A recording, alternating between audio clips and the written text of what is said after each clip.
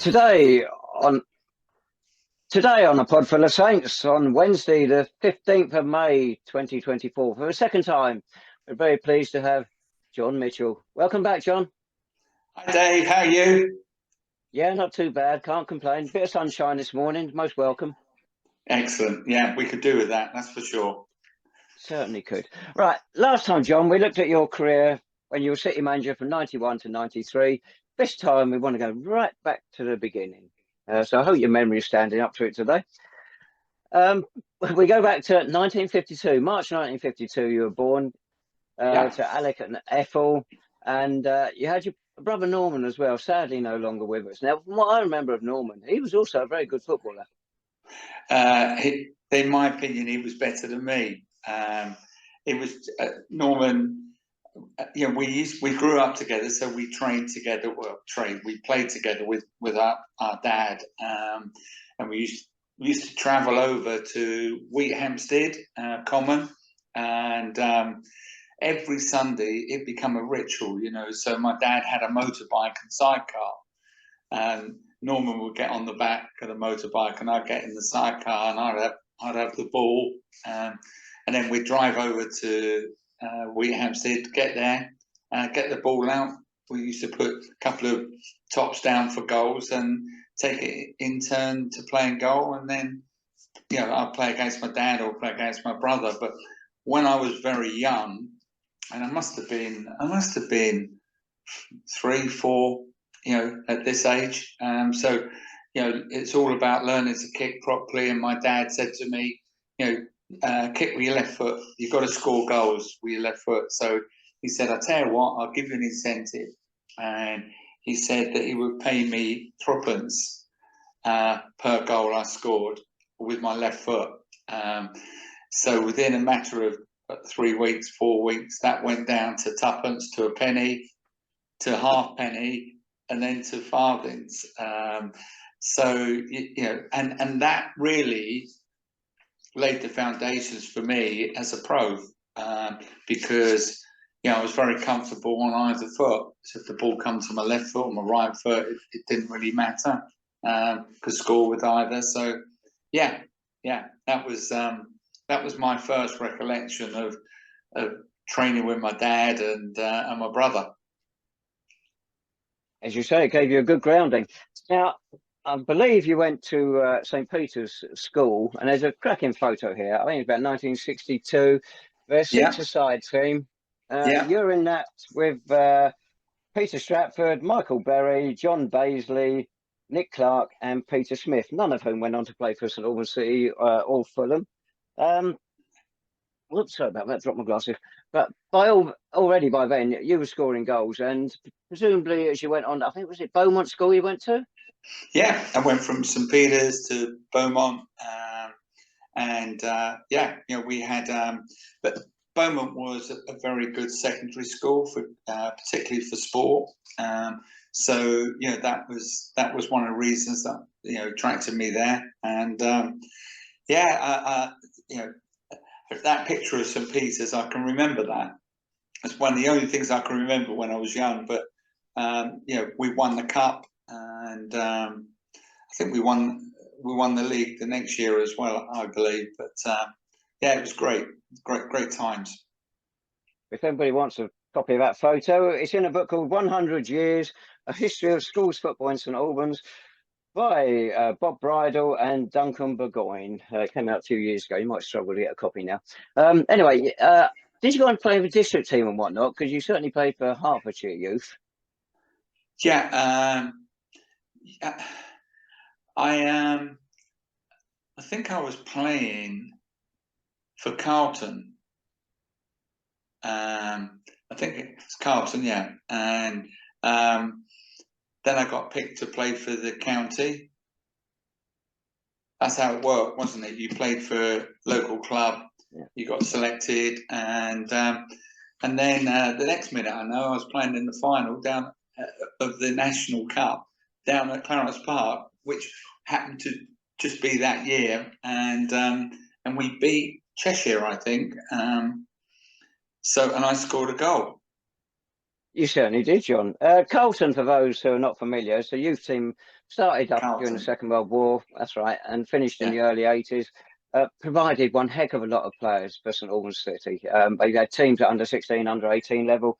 You made your debut, John, in 67, I think it was, wasn't it? Got no A mutual idea friend. though. It was September 67. You lost 5-2 to Hartman, and you scored. A mutual friend of ours, John D, was in the side that day, and we met up with him a few weeks ago. Also, another chap was in it, Dave Stanley. You might not recall, but he still Yeah. comes to about half. Right, but Dave Oh, still comes okay. to about half a dozen City matches a season.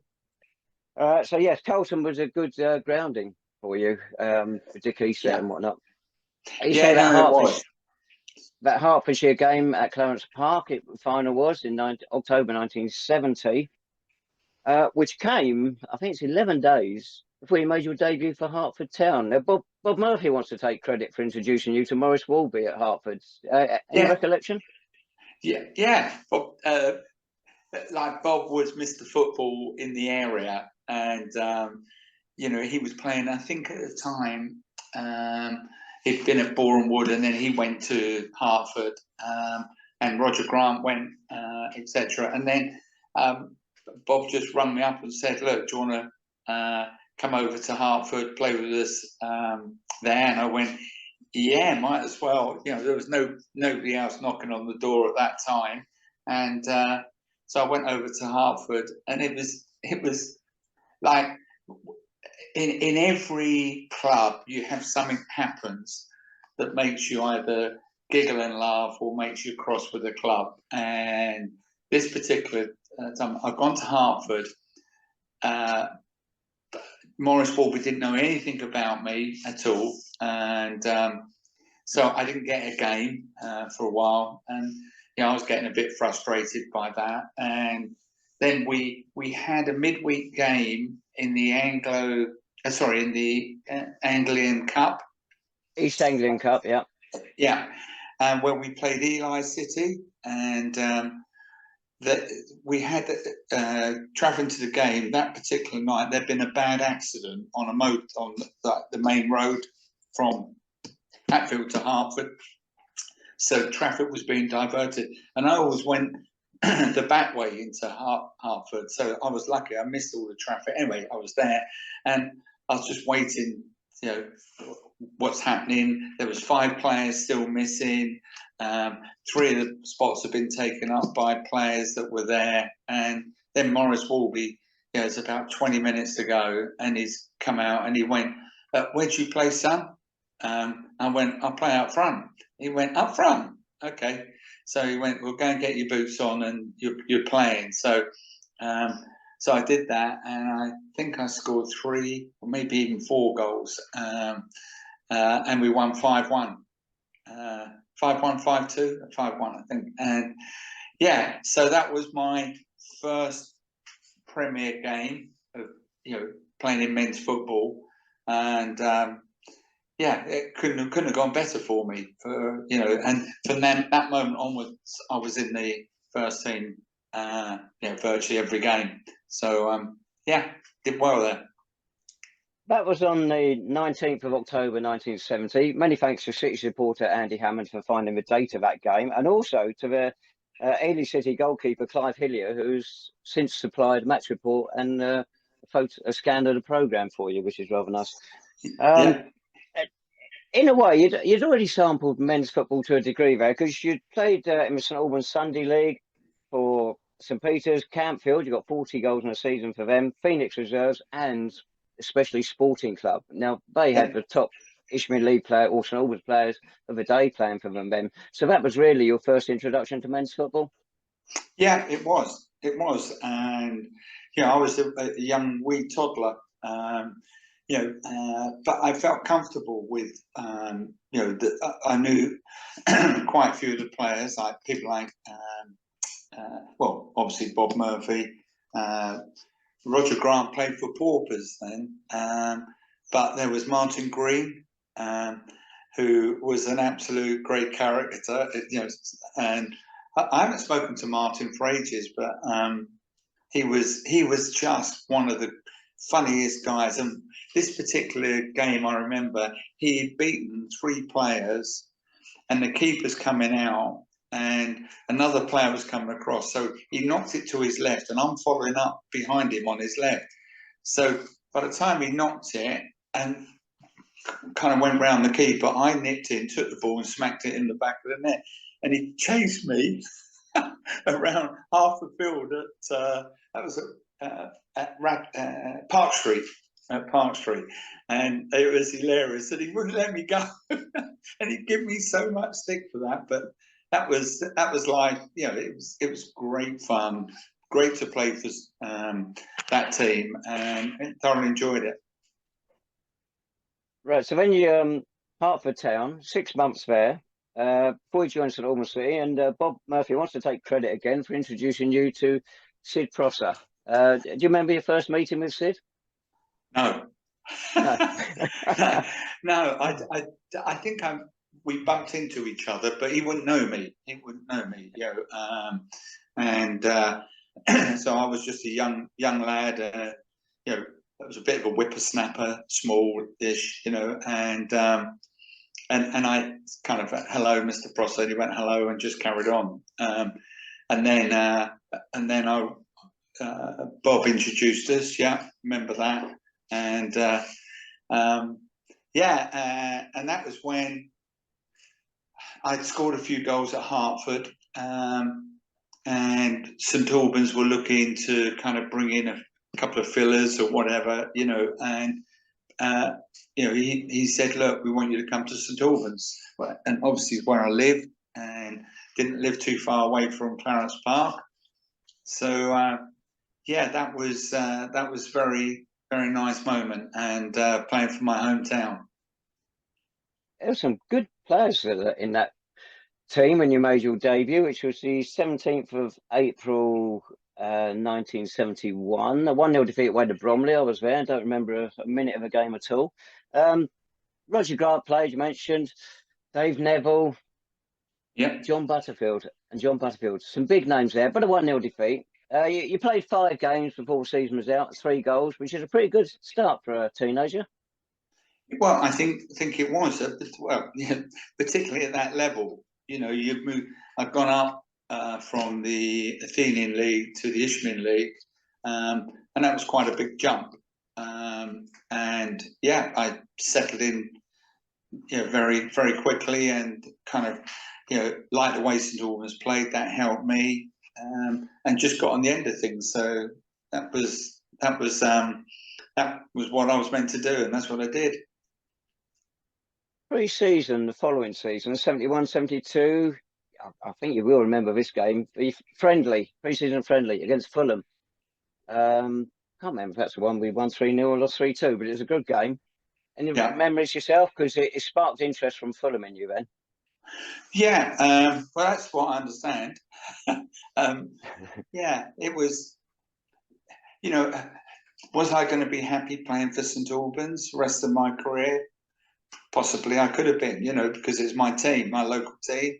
But, you know, the Fulham interest clearly was, you know, I was young, so, you know, my dad and my brother, you know, they used to just take the mickey out of me most of the time. But, you know, from the Fulham interest, that was suddenly, well, you know, I'm growing up, I'm developing, I'm becoming a more better skilled player. So yeah, that was really nice. And that was a 3-0 win, in fact, that friendly. Did I score? No. No, you didn't. Bobby Childs got a couple, and off the top of my head, did Tony Roberts get the other one? Not sure, but Bobby Childs even had a hand in that one as well. He's another one of the great players, one of the great non-league players. Bobby Childs, John Butterfield, Phil Wood. You were playing it with some exceptional non-league players at that time. Yeah, you know, Phil Wood was, you know, absolutely. I think anybody that played football, that understood football, would look at Phil Wood and go, "That's, you know, such a great player, defender." But, you know, he just had everything. just a great player, and we had lots of them. I remember quite a few of the players playing in those days, and particularly up front, John Butterfield, and there was Neville, wasn't there? Dave Neville, but he was midfield. Who was the other front player? John Butterfield and Bobby Charles. Bobby Charles, yeah. Jeff Anthony was up there. Bill Ratty was probably just behind the front line. John Oxley, so consistent in midfield. Les Burgess, big solid centre half, and Ray Bloxham in goal. Paul White. Some great names there. But anyway, that season, 25 goals in 41 games, whatever it was. Off the top of my head, can't remember. No, 25 goals you had overall in 46 games by the end of that season. Fulham were then, mid-season, started to show interest. I think it's around about February 11th you actually signed for them. Yeah. But you were an apprentice at Eversheds, the printers at that time. And you actually took a wage cut, didn't you, to join Fulham? Yeah. It was, by the time you added my money I was being paid at St Albans to what I was getting at Eversheds, it was a wage cut, effectively. But, it was more about giving myself the opportunity to, I'd always progressed, from the early playing Sunday morning footballs to then playing Saturdays, then playing for Hertford, then playing for St Albans. So, there was a progression going on. And I didn't really think too much about it, to be honest with you. And then I had to call could I go and meet the Bill Dodgen Jr. at to meet him in I think it was a Chinese kind of cafe shop, and I met him there with Willis Hall. Willis was the president of St Albans, and he knew Bill Dodgen, not that well, but he knew him, and so he got invited, and we talked about obviously they'd spoken about me before I got there, to make sure they got the terms right, whatever. Anyway, and it was more about Bill Dodgen just digging into my history, how I thought, how I would react to certain positions, and etc. So that was him doing his job, and so I had that meeting, and then I think that was on a Wednesday or a Tuesday, and then I got invited to go to Fulham to finalise the contract on, I think it was the Thursday or Friday, I can't remember, and I went there, and all I remember is standing outside Craven Cottage, the big iron gates, walked in, and somebody went, "What you doing here?" And I just went, "I've come to meet the manager," and they went, "He's not in." Oh, okay. Well, where do I go? And he went, "Well, who are you?" And so I went, "Well, I'm coming here to sign for the club today." And he went, "Oh, you go in the dressing room." So I went in the dressing room, sat in the dressing room, and there was a number of players there. There was young kids, it was not the first team players. And and then I got told, right, I didn't have any boots or any kit, right, put these boots on, put my kit on, and I went out onto Craven Cottage, and they had two wingers on one side, two wingers on the other side, and a goalkeeper. And Bill Dodgen then come onto the pitch and said, "Hi, John, right, okay, well, we'll just do a little bit of practice and we'll cross the ball, so you just knock them in the net." So I had 20 odd crosses, whatever, and luckily I knocked most of them in the back of the net, and that was it. That kind of, with him seeing me with the ball and scoring goals, was, I think, the final thing for him to say, "Right, I'll give you an extra couple of quid." And that's what so I got an extra couple of quid, and so I was chuffed that would pay me petrol going up to the games, training, You didn't go straight into the first team. Presumably you were playing for Fulham reserves? Yeah, played for reserves. I played about, I think, 5 or 6 games. and did well. Scored, I think, 5 or 6 goals, and then I got the call into the first team, and I think my first home game was against Hull City, I think. And Hertford then, Town, yeah. okay, and then we played away to Bristol City, I think. And then we had a home game against Aston Villa, and that's when I scored my first goal, which happened to be on Match of the Day. It was like the backup game. In those days, you had the big game and then a backup game. And I scored an overhead kick, which was like, hadn't scored an overhead goal before. That was the first one. So that was it. That kind of set me off, and just kind of felt at home at Fulham.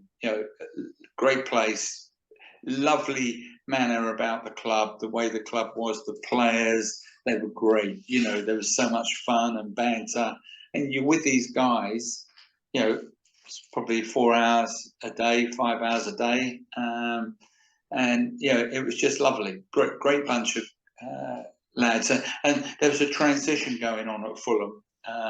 So there was, quite a few of the older boys like Toss Chamberlain and Freddie Callaghan and people like that. So they would go in or move into somewhere else in the club, another position. But we were bringing in a lot of new players, and so that was also good, because most of the players that come in were great guys. You make it sound as though a transition from playing part-time football with St Albans City and working as an apprentice, so it's a career lined up for you really at Eversheds, from giving that up to going full-time professional. You make it sound very smooth, as if it did go really well for you and you never had any doubts. No, I mean, it was, until I signed, I was kind of, is this going to happen? And I was, I wanted an extra fiver, which would have been fantastic. But in the end, I got an extra £3, I think. And that was because I just scored virtually, I had a high percentage of goals from those 20 crosses that was done on Craven Cottage. I think I scored about 15, 16 of them. And so, after that, he could not give me something. And I think I got an extra couple of quid, £2.50 or whatever. So that was on top. So I was happy, pay for my petrol again. Joining Fulham, though, John, it wasn't your first association with a professional club. I think you had a trial with Wolverhampton Wanderers, and also, was it 7 months you spent with Watford as a youth player before you walked out?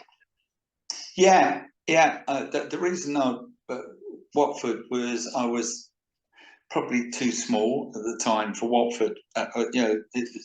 It was just unusual, and I think the manager was Furphy. Was it Furphy or Ken Furphy, yeah. Ken Furphy, yeah. And he had a training one Saturday morning. We all had to go there, and he said to me, "Right, you play centre half." And I went, "I'm centre forward." He went, "I want you to play centre half." So I'm thinking, it's not going to happen here.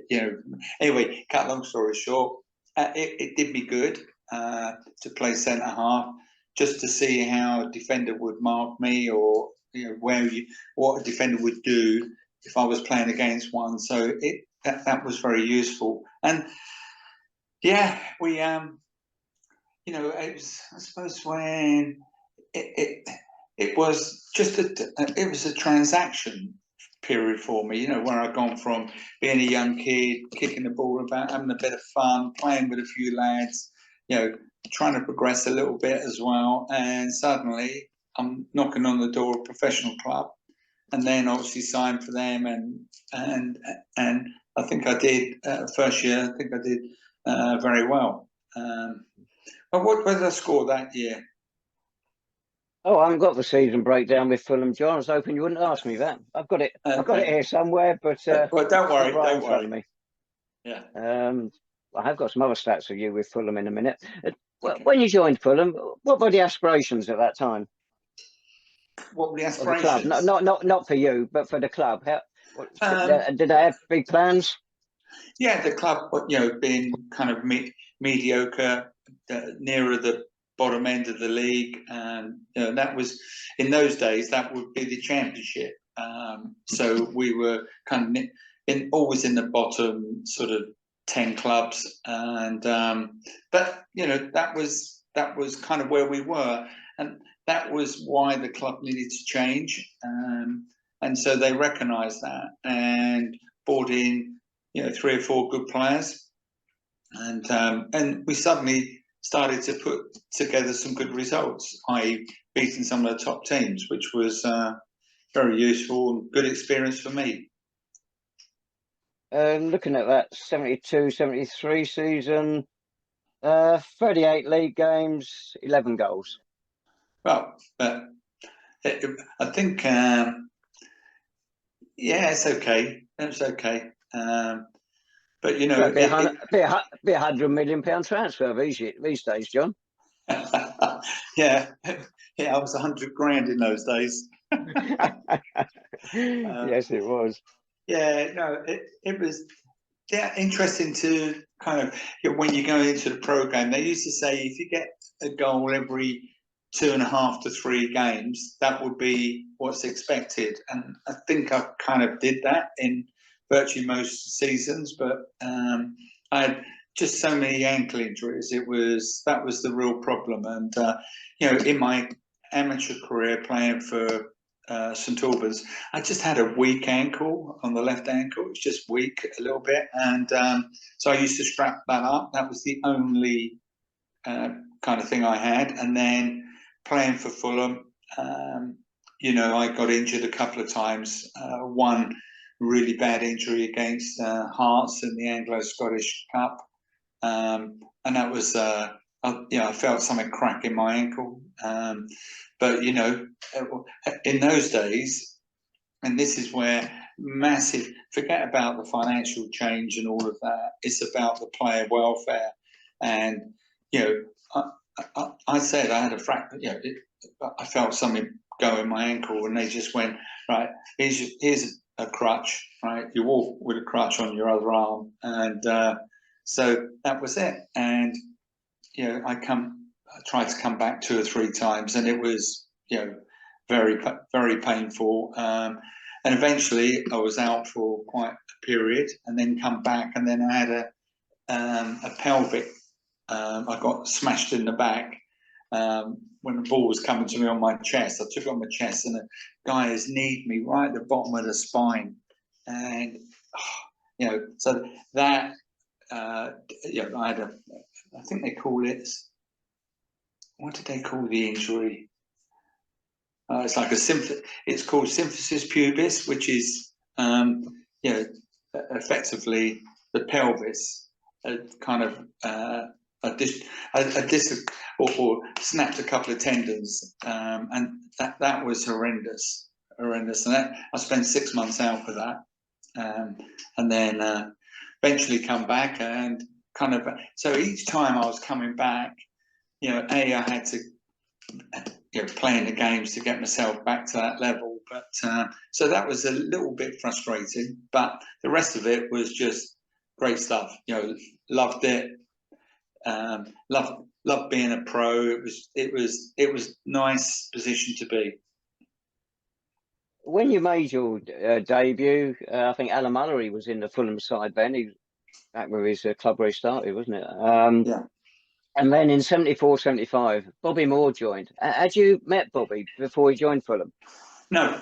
I'd been at a function with him, but we'd never really got introduced. And then Bobby come to Fulham. He changed next to me, and from the first moment he come in the dressing room, he sat down, and me and Strongy, moved up closer to him to block him, and that was it. And he was a bit of banter. He was just, honestly, you wouldn't think it, but he was one of life's great guys. And honestly, he then we played together. He then come and work for me, and you know, we were together for a number of years until he died. And I have to say, I've never ever met a guy like him. He was something special. You know, forget the fact he's lifted the World Cup.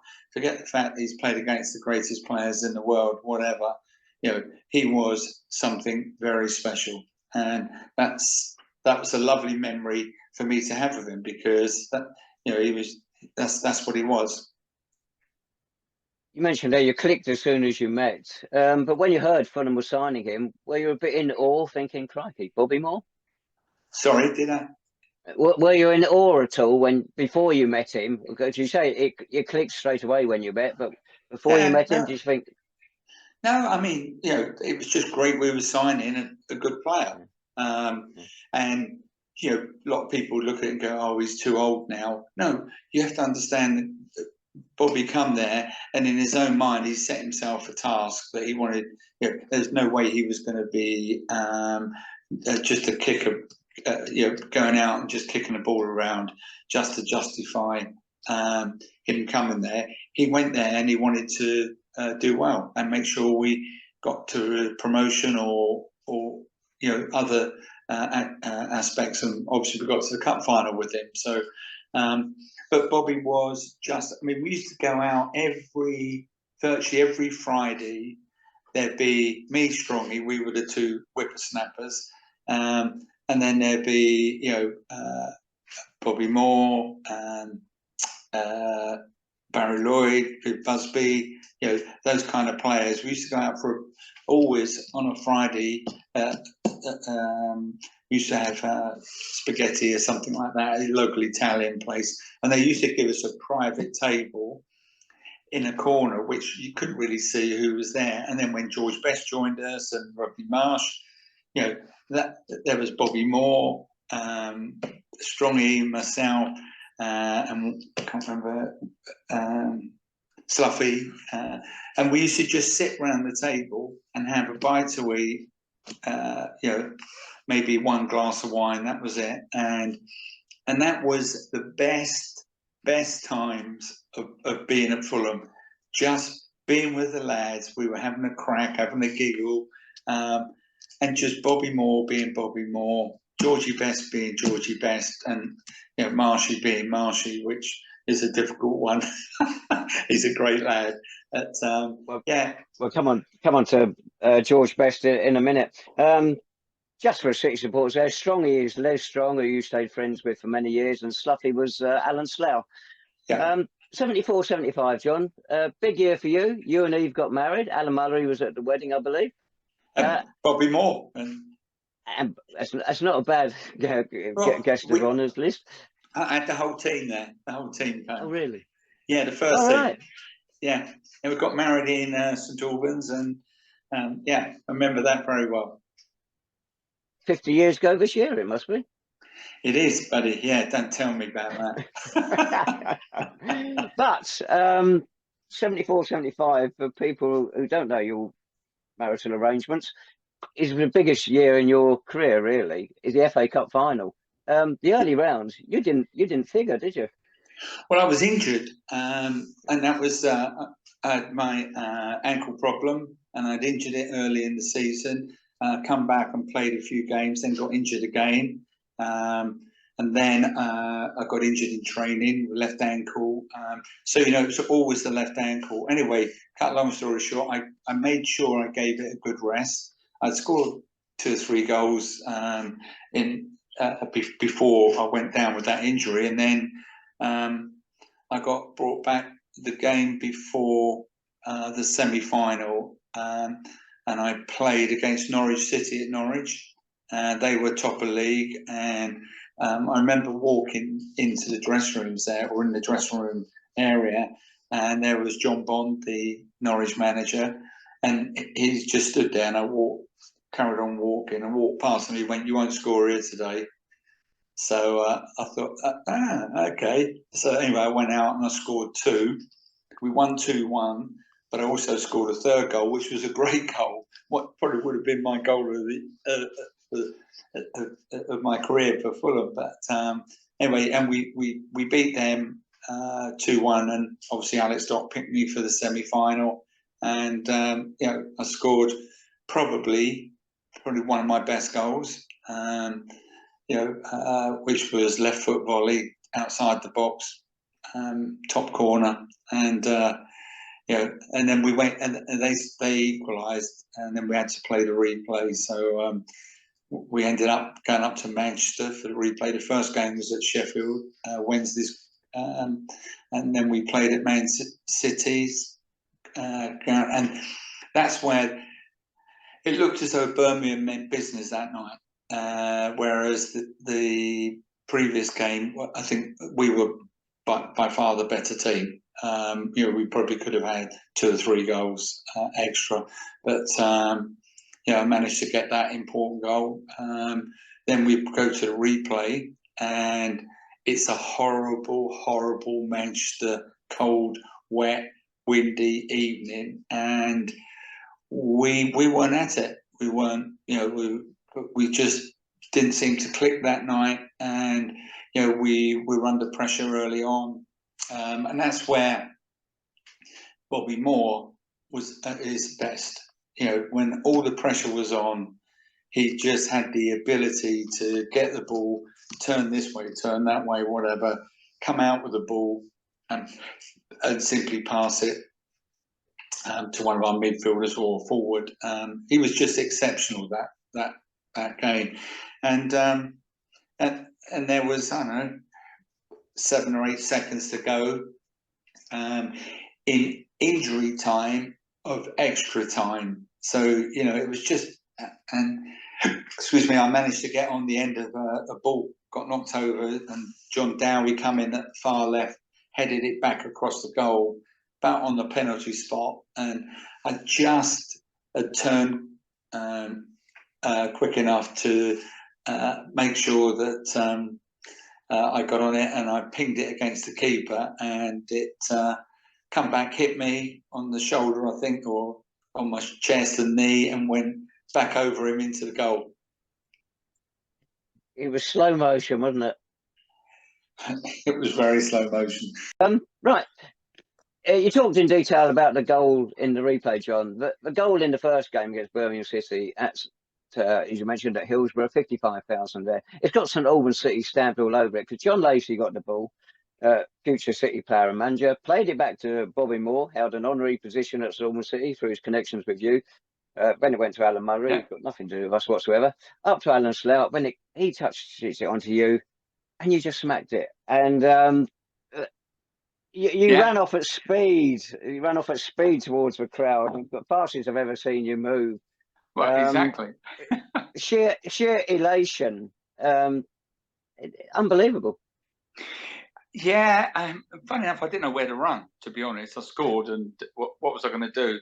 And I just thought, well, the crowd have always been fantastic to us. That was the great thing about Fulham. I think they knew that they'd get 100% out of me. I'd always try and, I'd always be scoring the odd goal here or there, whatever.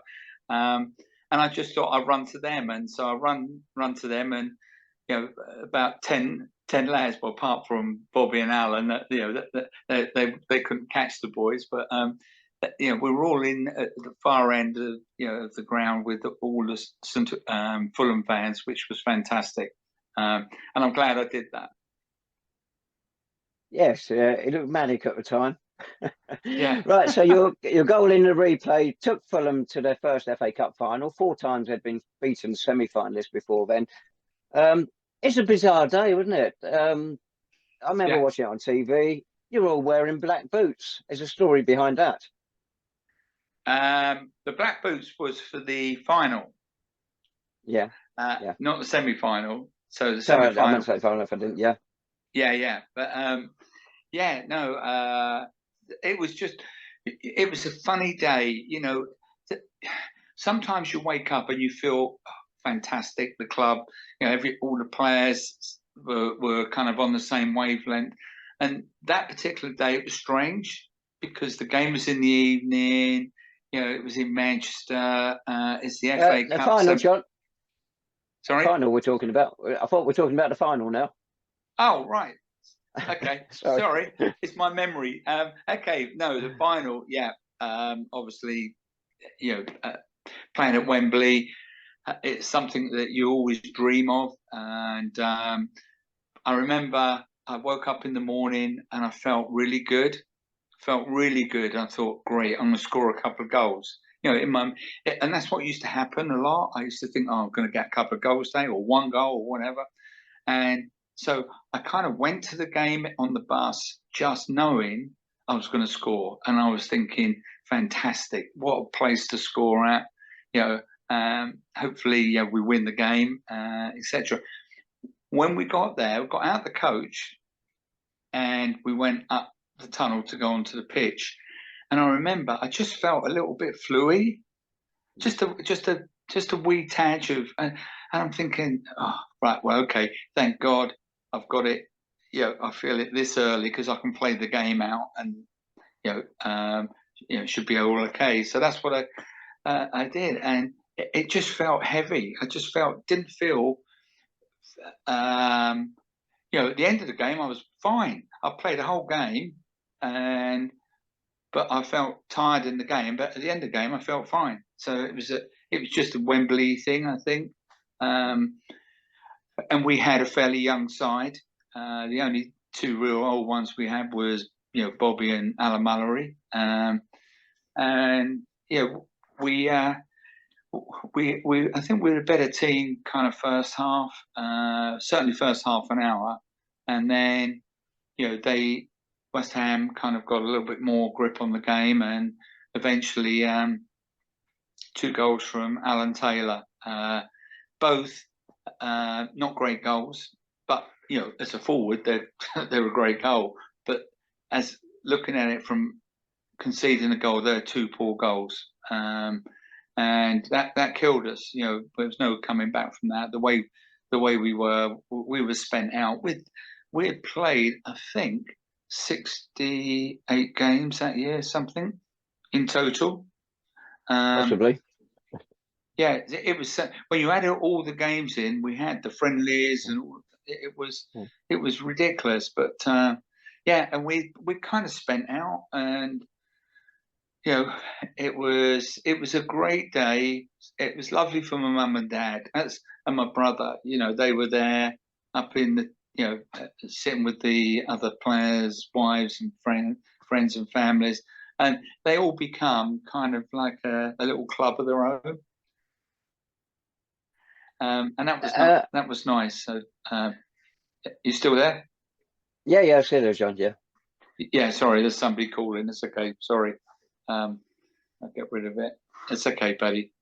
Yeah. So it was just one of those things that was absolutely fantastic for me to play at Wembley. Didn't win, but hopefully I'm going to get back and then we'd win it the next time. But that was never to be. I remember you having 2 or 3 chances during the game, and one in particular was so close to going in. Was it the goalkeeper's elbow that kept it out?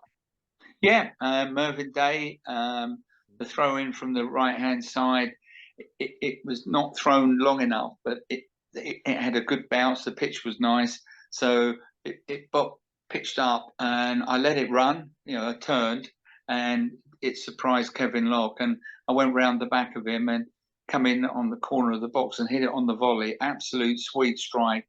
And he dived one way and hit his elbow and went round the near post.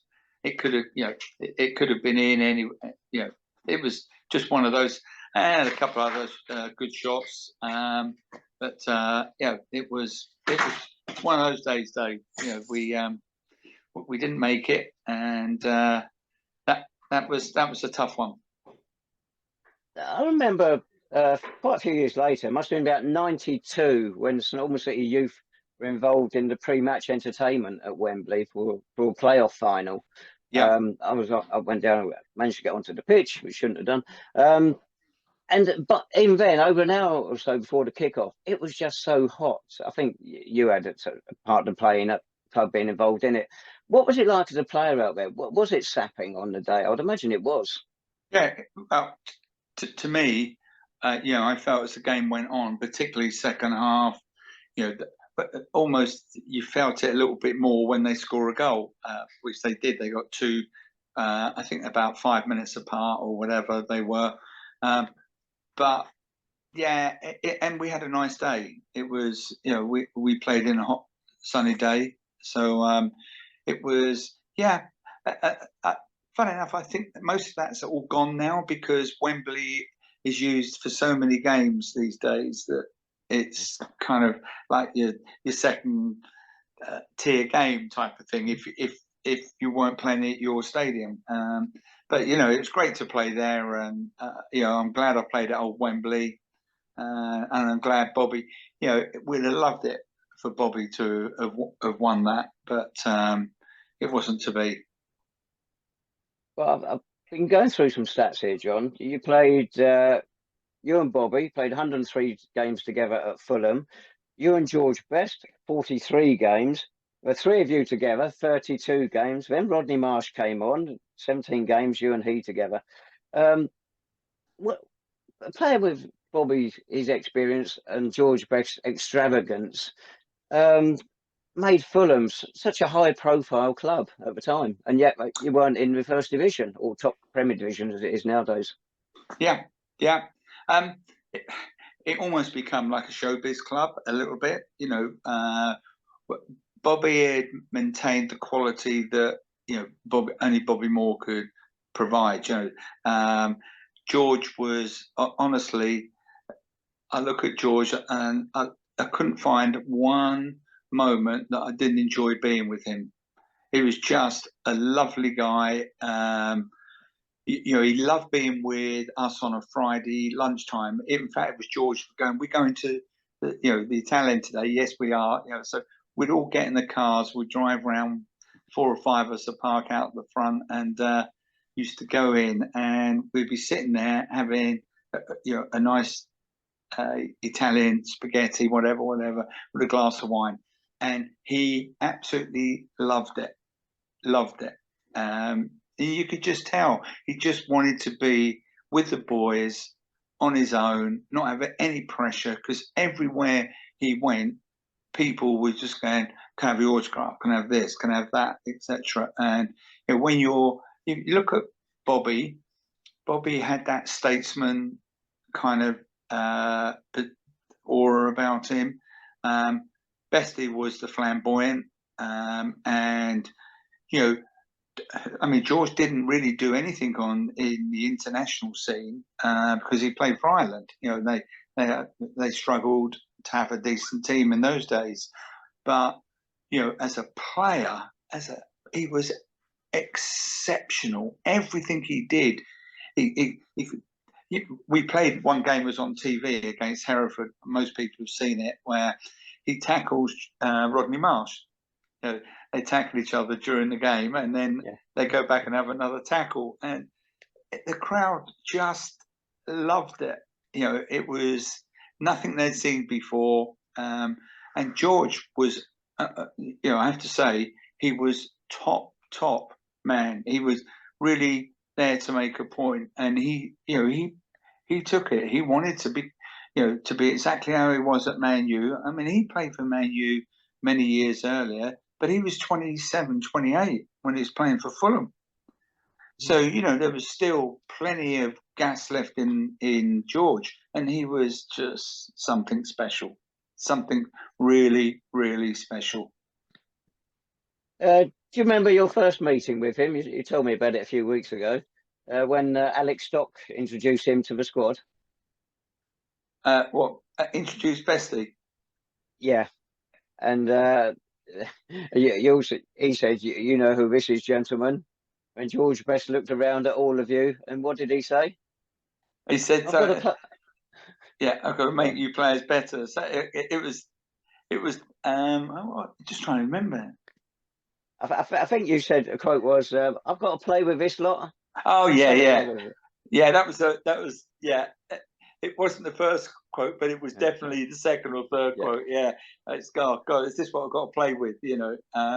But he was, and that was Bestie. He came back from America, as did who's the other God, Rodney Marsh. Rodney Marsh, yeah, gone straight out of my head. Both of them come back from America, so both of them wanted to prove a point. And George was exceptional. Come back really fit, really finely tuned. There was always that thing about, because people have pushed him and, drink and all of that. And yeah, unfortunately, when George is lonely, it's that thing. When you're on your own, he was down in London. He didn't have that many friends in what you call close friends to look after him. So he'd go and have a beer. And, but during this first probably 4 to 5 months at Fulham, didn't even, never saw him drink at all, apart from when we had a drink in the Italian restaurant on a Friday. That was it. And then suddenly, he didn't turn up for training one day. And we were training at Bank of England ground then. And, it was, oh God, is this gonna be a thing that we'd all been told about George? And unfortunately, it kind of got worse. But he never really let it get to the level I think it had been at previously. And and he always tried to do his utmost best for the club. I have to give 100% on that. He was absolutely committed to making Fulham play better and try and win something. So with him and Mauro playing at their level, it made us a standout team. And I love playing with them. Absolutely loved it every moment. We mentioned Alex Stock earlier. He introduced you to George and manager when you were in the cup final. But of course, you turned him down earlier when he was manager of Luton Town. Yeah, well, that was when I was playing for St Albans. But there was rumours that certain people were watching me, and anyway, then I had this message: Luton Town were interested in signing us, and obviously the Fulham one had already kind of been, that was known. Anyway, but I turned Alex Stock down. I just said, "Look, Mr. Stock, I live in St Albans. Luton's too close for me. To be playing. So, I'm going to go and sign for Fulham, and it was my choice. And so anyway, that was at the getting towards the end of that season, I think. And he, but the next season, I turn up for training, and who's the new manager? The old manager who signed me, Bill Dodgen, had gone, Alex Stock. So as I walked into the club, I always remember it. He's there, and he'd been waiting for us, And I walked in. He went, so you're the lad that doesn't want to play for me? And I went, no, Mr. Stock, I just didn't want to play for Luton, and I wanted to choose Fulham. And he went, that's great, because and it was because he picked me, and he was a lovely manager, not terrible in wearing his football kit, just didn't look the part, just didn't happen. And he was not a football coach, but he was a great manager, great with players, great identifying players, and just had that ability to say enough about, if he got onto the football side, he would, it never survived it. And he was just the perfect manager for being a player manager, and not worrying about the tactics. That was Bill Taylor's job. So that was great times. Nice one. 1978, time came to leave Craven Cottage. You'd been top scorer for Fulham for a couple of seasons. So how come that came to an end, and the £100,000 transfer to Millwall? Yeah, I was still suffering from my ankle.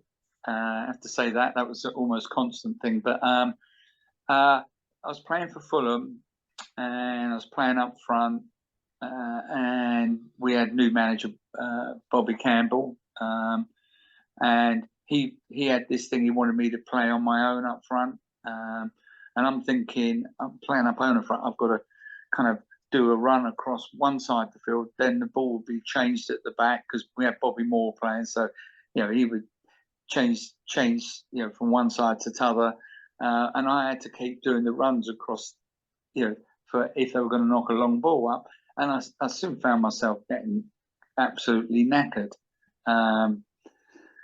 So that was, and I said to the manager, I can't do this. I can run, and I can run with most of the players there, but you're asking me to do so much running.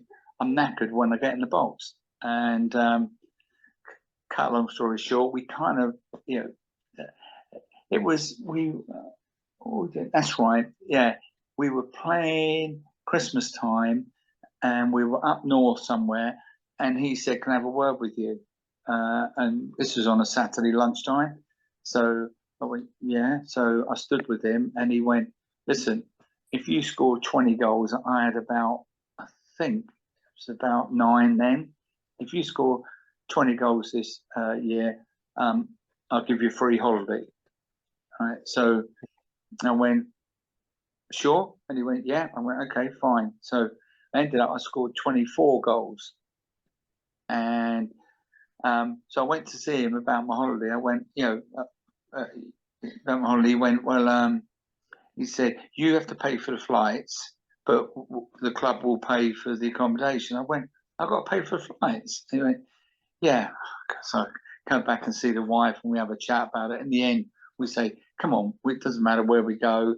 The flight costs are going to, you're always going to have to pay that." Hopefully the club would have paid it, but they didn't. And so they just had the accommodation. It was Ernie Clay's hotel, the chairman of the club. And it was in Portugal. So I think, God, it hasn't cost the club anything, right? So I go out, I pay for the flights, we go there, we get picked up in a car, driven to the hotel. Got to hotel, it looked like John Wayne was inside. Looked like the horses were tied up out the front. Anyway, cut long story short, I'm there, and I think this is not something not right here. It was very quiet. So I said to the wife, "You go and unpack our stuff. I'm just going to have a quick look around." So I went out into the garden, and virtually all the sun chairs were in the swimming pool, right? And the grass was about 2 foot high, and I'm thinking, what is going on here? And so I walked back in towards the hotel back entrance there, and the guy comes out and goes, "Mr. Mitchell, Mr. Mitchell." And I went, "Yeah." He went, "I'm so I'm the manager of the hotel." I went, "Ah, you're the man I'm looking for." And he went, "Yes." I said, "What is going on in the hotel?" And he went, "You don't know?" I went, "I don't know." He went, "Oh, we're full of Angolan refugees." And what had happened, they'd all gone off, but before we got there, in the buses, and they take them to wherever they're working, and they bring them all back. So all the and the washing out and on the balconies and all that. All it was. So I went, right. I said, "I'm just going to get my wife," and said to my wife, "Put it all back in. We're off." And we went to Estoril, and I booked into a hotel there. And I said to Bobby Campbell, I was at the hotel, and I went, "Get me the manager or Ernie Clay on the phone." Ernie Clay come on. You can always hear his voice. And the gentleman went, "I've got Mr. Mitchell for you." He went, "Tell him I'm not here," and put the phone down. Right. So I went, "Well, get me Bobby Campbell then." So Bobby Campbell, I got hold of Bobby, and I went, "Bobby, this is the way you treat your top goal scorer." I said, "It's a joke. Honestly, it's a joke." And he, "Well, John, but listen, whatever you do, pay for what you need, and then just claim it back when you come back. And I went, I said, is that what you want me to do? He went, yeah. I went, okay. So we stayed next to a few days down there, and I came back and I went to the club, and I walked in, and it just didn't feel the same. And bear in mind, Fulham's got that special kind of feeling about it. And I just said to Bobby, I can't understand how you do that. I was your top goal scorer last year. So either you don't, you haven't got any value you see in me. And I said, look, I'm just going to play out my last year with him, and I'm not going to sign again. And that was it. Once I made my mind up, Dave, that was it. And so, played the season, and then George Petchy at Millwall is another Alex Stock kind of guy, not on the football pitch, but great manager. And I went to Millwall, so I've gone from one side of Fulham being one side of London being the affluent area to the not affluent area in Millwall. And there's a massive but here. The club, as a club, the people there were fantastic. Honestly, it was just a lovely club to play with. There was always the thing of what was going on around Millwall, here, there, whatever. But the bottom line, the club and the people at the club were fantastic, and I had a great time there. Finally, my ankle went again, and that was it. Just couldn't come back, and so it was nice though. Going. It was at the time, I think, the club record fee for Millwall. I'm not sure about whether it was for Fulham, but anyway, and that was it. That was it. My career ended. Going in, signing a form with the club that I was, couldn't play anymore, etc. And went out to the car, got in the car, drove back to St Albans, and that was it. My career was over. While you're at Millwall, they didn't see the best of you, as you've admitted many times down the years, because of your injury. But when you came manager of St Albans from '83 onwards, your physio was Graham Coleman. Now, he is a big Millwall fan, and he says, although they didn't see the best of you, they loved you down at the Den. Presumably, your 100% commitment. You're disappearing off the camera here, John. You scored like 20 goals in 87 games. Hardly a disaster. But yes, Fulham fans, they did love you. You say it's a lovely club, and well, you went down well. Well, it's nice of you to say, Dave. I mean, there was nobody at Fulham, nobody at Millwall that I had a bad word to say, anything against. They were just a lovely club, and the fans, were different, the way they supported their team. I mean, hilarious the way some of the things that happened, at Millwall. But I got to tell you one. We used to have a left back. What was the famous left back at Millwall? He was quite. Was it Dunphy? Who? Eamon Dunphy? Was it Eamon Dunphy? No, was he Millwall? No, he's midfield. He's midfield. No, it comes to me in a second. And he played left back, and he was slow, and he got the ball, and he was running down the line on the left hand side. I remember this, and a player's gone to tackle him, and he was running he would run off the edge of the pitch. So what he did, he knocked the ball round the player who was going to tackle him one side, and he ran onto the gravel up by where the fans were all against that. So as he's gone on there, the guy's chasing him behind. So he's followed him, and he only followed him for about 5 yards because an arm come out, and he runs straight into this arm. It was just held firm and basically knocked him out. And Harry Cripps, there you go. Yes. Harry Cripps, yeah. And Harry carried on going down the line, and end up crossing the ball. But I mean, I always remember that. And the guy was flat out. And the referee, well, didn't stop play as they would now. And it was hilarious. That was great, very funny. But they were, we used to go to a few functions over there, and it's just a different part of London. When you've been used to Fulham, a bit like, west of London, kind of, there was that sort of aura about it. And there was a different aura at Millwall, and it was no different, just Millwall people in a different environment were different to the Fulham people. So it's a bit like where you live. People live in nice posh areas, and people live in poor areas, or people live in different areas. And that was it. And I enjoyed my time there. Really enjoyed my time. Wished to God I could have played more. I just was struggling with the ankle. But Millwall knew I had a bad ankle, and they'd looked at my career and said, well, if you score the goals you scored at Fulham, at Millwall, that would be what we would ask for. So, and then Pete, George Petty left, and we got Peter Anderson, who used to play for Luton, and he had come back from Tampa. He had been at Tampa Bay in America, and he was our manager, and I retired under Peter. Right. Since the time that you retired as a professional, have you gone back to the clubs? Have you done any ambassadorial work or anything like that for them? I used to. They got in the main stand. There's about 8 rooms, and there's kind of, so there was the boardroom, and then there'd be the executive room.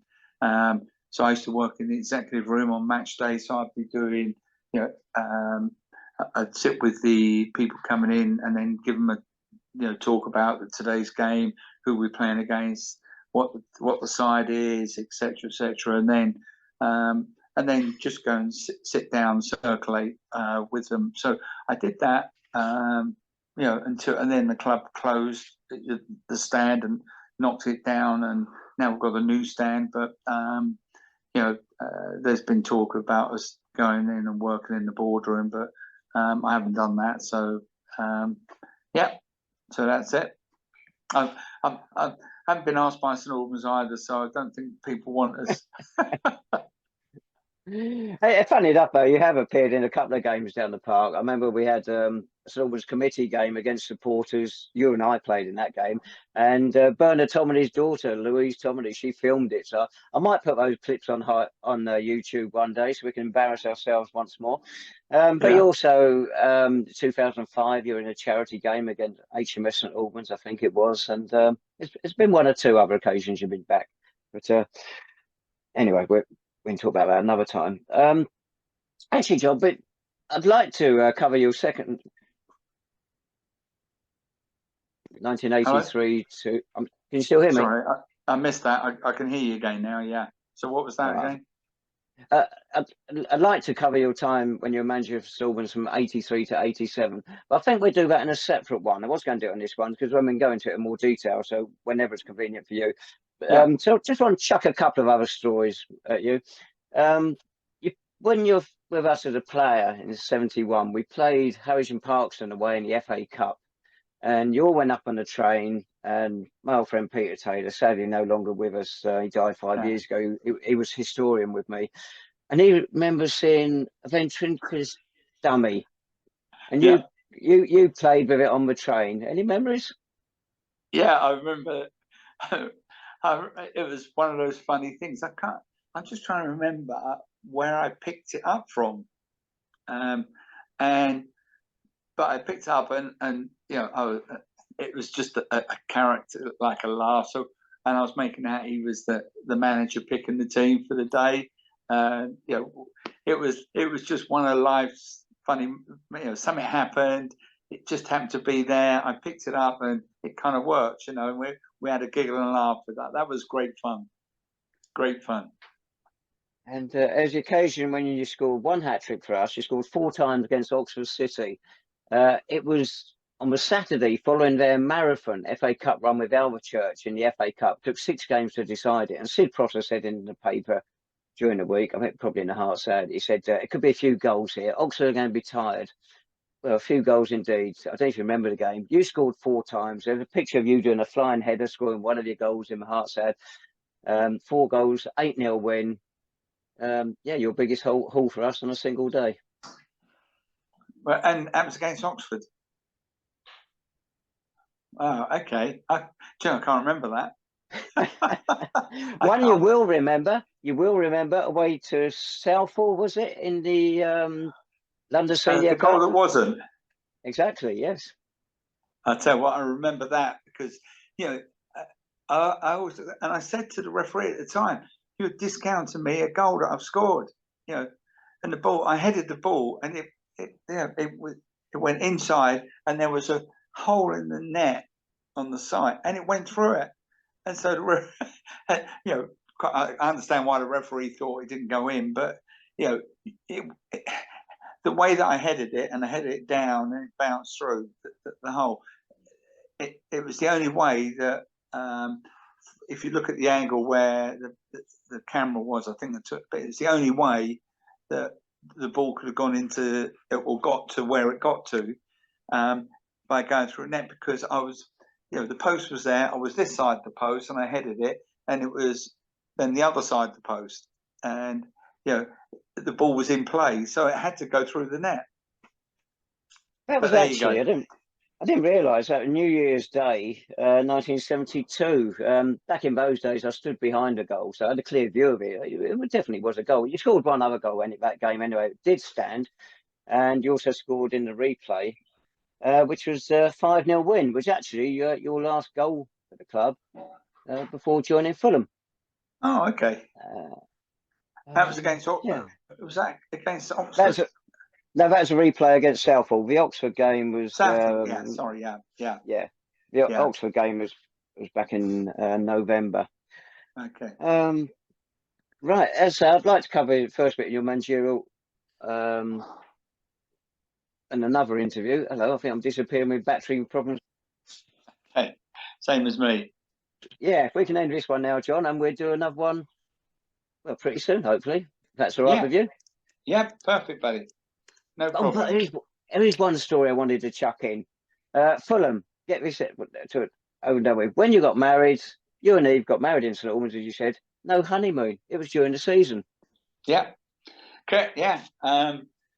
It was a case of we got married on I think I got married on a Sunday. I think it was a Sunday I got married on, and we had the reception. So all the players come to St Albans, and then we had the reception over near the Comet Roundabout in Hatfield. There was another hotel. I can't remember the name of it, but and that's where we had the wedding reception. And yeah, it was just it was great because all the Fulham lads, they had two tables for them, and they were having a real giggle and laugh, and it was nice, because I mean, Bobby Moore was there, Alan Mullery, Strongy, all of them were there, and it's a good job. I think in one way I got married before Bestie and Marshy come. Yeah, but no, it's a great time. And did you get away for a honeymoon in the end?